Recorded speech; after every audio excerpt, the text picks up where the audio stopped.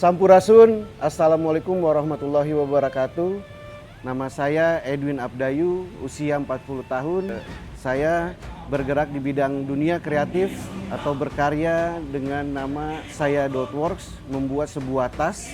Kenapa saya memberanikan diri dengan usia 40 tahun untuk mengikuti Sunda Nyambung ke Zaman? Menurutku peran kita sebagai orang tua, ada kerasaan tentang apa yang akan kita kenalkan, apa yang kita akan tumbuhkan terhadap tumbuh anak kita. Kenapa saya perlu untuk mengikuti public speaking storytelling, dan aku harus ambil peran ini untuk bisa mengetahui bagaimana cara kita maksimal di dunia public speaking storytelling.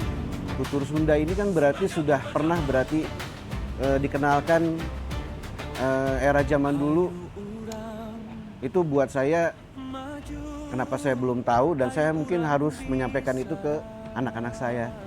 Jadi untuk para generasi yang menurutku pribadi sekarang udah punya bekal yang super-super, ambil kesempatan kapanpun itu, apapun itu bentuk pengetahuannya, ambil. Terima kasih, Sampurasun. Suara karuhun jadi cahaya, menuntun langkah menuju dunia. Kami datang